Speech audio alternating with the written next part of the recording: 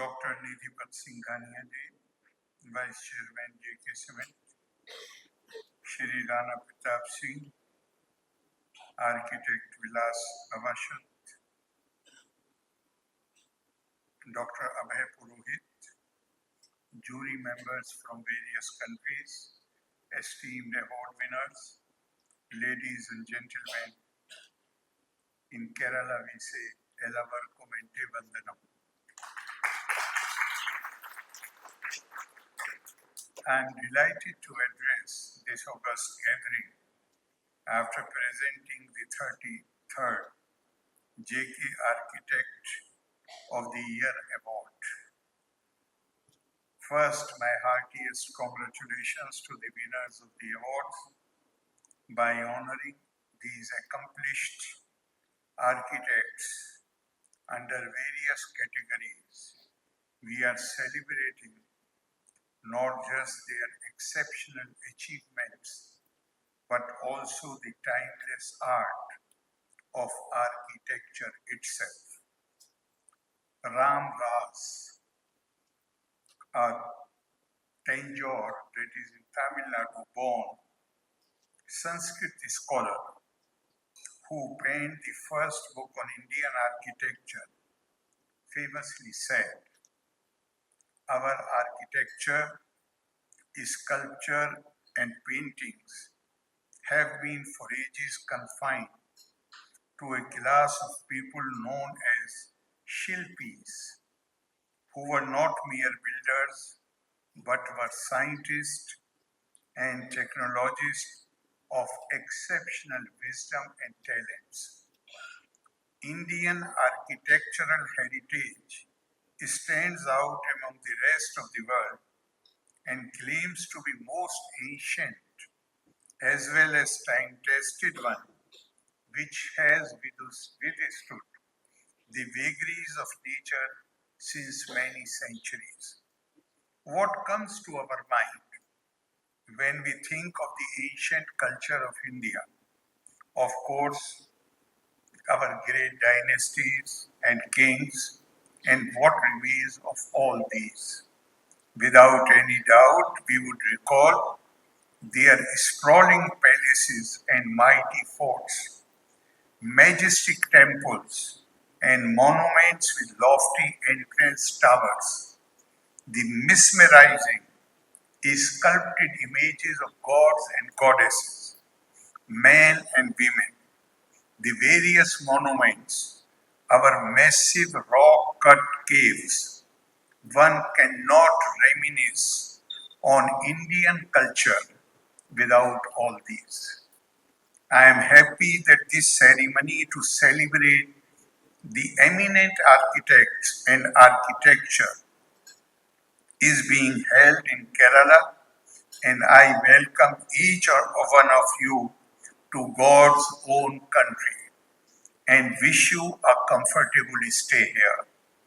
The JK Award is one of the oldest recognized awards that appreciates and takes forward the legacy of architecture. On this occasion, we recall the vision of late Shri Yadupati Singhania ji, whom I knew very well when I was Member of Parliament from Kanpur, and the family is based in Kanpur. Their headquarters is in Kanpur.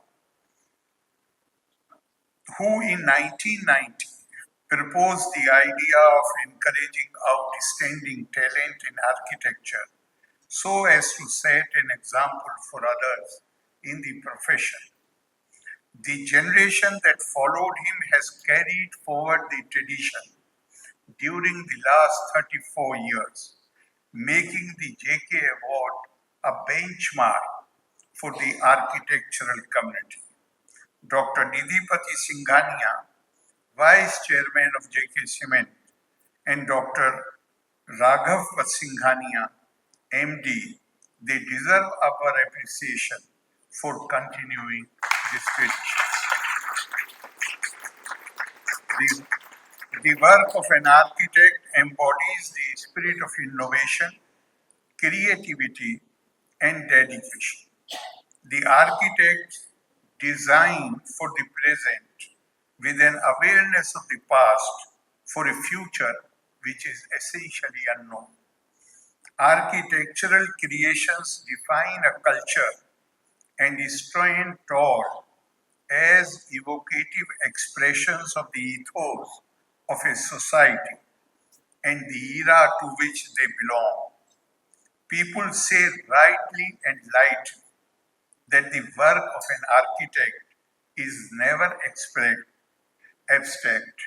but concrete in every sense of the term.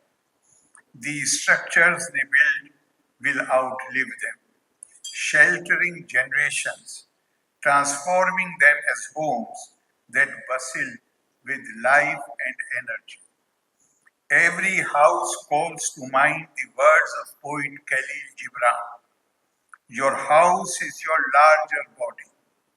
It grows in the sun and sleeps in the stillness of the night, and it is not dreamless. This every house or building evolves from the dreams of an individual. The dream may be abstract, and it is the architect who envisions and creates a structure, thereby translating a two-dimensional dream into a multi-dimensional reality. This process of transforming a dream into a reality speaks of its time and place, but yearn for timelessness. In today's world, success as an architect is determined by one's eagerness to innovate for public good and the urge to unleash one's creativity firmly rooted in nature. Every structure from the simplest home to the majestic monument serves as a mirror reflecting the social, economic, and cultural dynamics of its time. It has been rightly observed that architecture begins where engineering ends. The beauty of architecture makes us feel different. If not, engineering should be enough. At a time when happiness is being highly valued as an outcome of all work, architecture becomes critical in creating spaces that promote happiness, productivity, and overall quality of life. This puts on every architect the responsibility of crafting environment that enrich our lives. As our Prime Minister Shri Narendra Modi recently observed, architecture like art has to be pro-nature, pro-environment, and pro-climate. This opinion comes from observing the tradition of India's architecture, which was nothing but a multi-dimensional expression of art.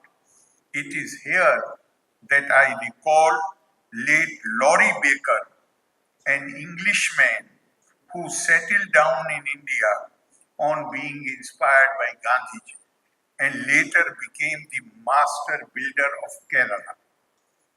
Baker was fascinated by the skills of ordinary poor villagers who built beautiful houses with mud, bamboo, dried grass, and the poorest quality of timber.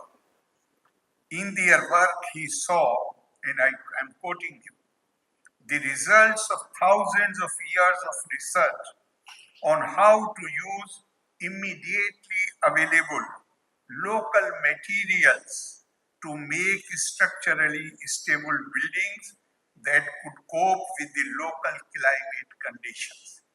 Undoubtedly, the world has a lot to understand and learn from these qualities of India's architecture. The beauty of Indian architecture was always embellished by the way it represented India's Bahuda culture, diversity. Our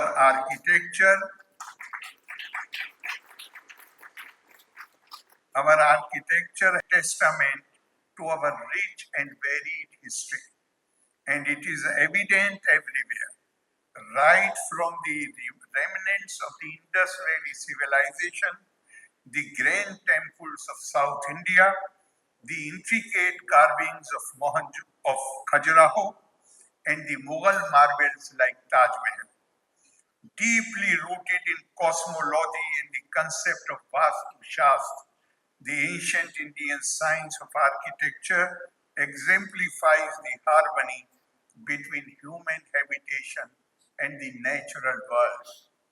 That is why the integration of nature with design became a hallmark of Indian architecture. And there is the Shanti Parv in Mahabharata says, Yatha Shilpa Shastra Nirmitam Bhavanam Subhagam Syat Tatha Chittam Vishadam Bhavati Sukha Maya Yantam. Just as a building constructed according to the principles of architecture is beautiful and pleasant, likewise a mind that is well cultivated and refined becomes clear, pure, and filled with happiness. Like every individual bearing a spark of divinity, it was believed that the deity of Vastu resides in every building. We have a beautiful verse which says, Vastoshpati astu vasaye yasmin sarve samriddhya tasya devo vastu deva sa imam patu sarvada. Vastoshpati, that is the deity of the architecture, resides in the building where all prosperity and happiness dwell. May that deity always protect the place. Let me conclude by reminding every young architect and student of architecture that it is worthwhile to recall the words of late Laurie Baker about him I earlier mentioned. He said, any excesses, any wasteful or unnecessary use of material are a slap on the face of those who have no hope and no hope of ever getting a home as long as we squander the wealth of our land. Therefore, let our actions as architects be guided by our obligations to preserve our biodiversity and ecology. I sincerely hope that the JK Award that you have received, once again I would like to congratulate the winners and also appreciate the work done by the jury. And I can see how the people of Kerala, Thiruvananthapuram appreciate this initiative which you have taken. We have here in the audience very distinguished personality, including Shri Kumbhanakam Rajshekharanji, former governor of Mizoram. So I give you my best wishes. Loka Samasta Sukhino Bhavantu, Valre Nanni, Jai Hind.